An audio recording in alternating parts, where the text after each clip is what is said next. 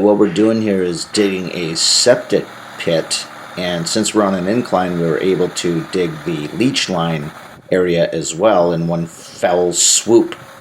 As you can see, the ground is hard. It's clay. So what he's doing now is he's trying to do one more scrape to see if he could dig anything out. And realizing he can't, what we're going to do is turn it around and use the drag bucket in the back, or the gannon. There's teeth inside the bucket, you'll see, and you can scrape the ground with that and dig it up and loosen the topsoil. As you can see, he's got a little automatic flipper on his tractor that enables him to just flip it down, and it digs it up pretty good. Those teeth are called scarifier teeth, I do believe, or claws, scarifier claws.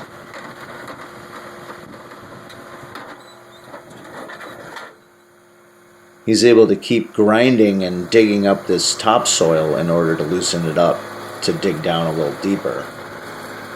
And then he's going to come back later, and right where his gannon box is right now, he's going to level it off, and that's where the two 55-gallon drums will sit, and that's our two-stage septic pit or septic tank will be set. And that's two-stage, that's all we really need.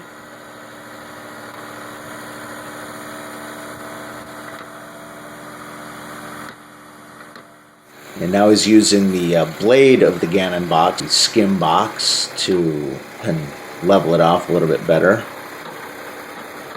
And he's going to flip around and pick all that soil up now.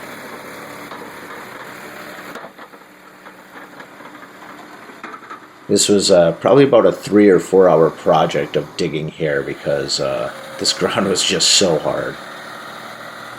And he's on a 4-wheel drive tractor. You'll see my tractor in a minute. You'll see why he had to come over with his tractor and help me out. This is a good neighbor right here.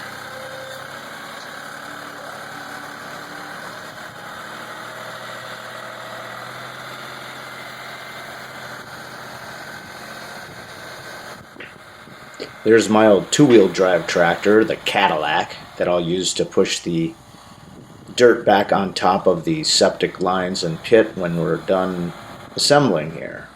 And there's the pile of dirt. Okay, what we got here is two 55-gallon drums, stage 1 and stage 2. Stage 1 on the left, stage 2 on the right, and then it'll come out into the 2 leach lines. I was wide enough to do 2. What you don't see, and I don't have pictures of, is when I was done assembling everything, I covered the leach lines with a box of these concrete panels that you see underneath there. They're old shingles that were left at the ranch. They're up above the two 55-gallon drums there. You can see them all stacked up. I made kind of a cover, a box of those, so when the water comes out of the leach lines, it has a place to just be dirt-free and soak into the soil slowly, and it doesn't clog up. Also above the two 55-gallon drums, you'll see the drain line coming down from up above, and that'll drop into the tank on the left, stage 1, and it'll connect to the lid, and just the liquid will come down and just drop straight into the tank. Here's where the drain line will come out of stage 2. I'll show you the inside here in a second, and it'll connect to the leach lines and split and go both ways. Here's a good view of the bottom of the leach lines where you can see the holes where the water will drain out. I've got them mounted up on some rocks, so there's plenty of room for the water to kind of drain out and then soak into the ground, and room for it to gather. Here's a shot from up above. Stage 1 on the left, stage 2 on the right. You can see the connecting point is higher than the exit point of stage 2, just like it would be in stage 1. It drops in from the lid. As the water rises, it goes into the tube. That way the scum isn't in the tube, and the sludge down at the bottom won't get in the tube. You'll see that at the next photo. And then it just drains into stage 2, and then of course the exit point is lower than the input point in stage 2 on the right. Here's a better view of stage 1. The water will drop in, and as it rises the very first time, it'll go into that tube. And then as scum builds up above and sludge goes down below, the entrance point sits right in the middle where the cleanest water would be. allowing the water to keep pushing up into the tube and then drain into stage 2 off to the right there.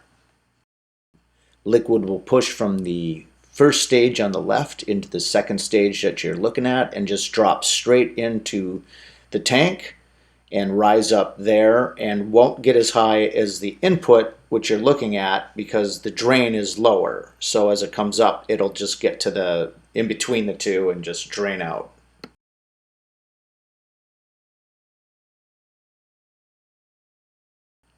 Better shot of the exit drain from stage 2. As you can see, the water will gather up into the tube that's going down, allowing the scum to sit above it and the clean water to go out and drain into the leach field. And there it is. Sorry I don't have any photos of the actual cover that I built over the leach lines to help protect it from getting clogged up with dirt so the water has a place to drain. It's kind of a little cave or a little channel that you build around it, above it, and it put the soil up on top and slowly pack it down. You just got to make sure it's strong.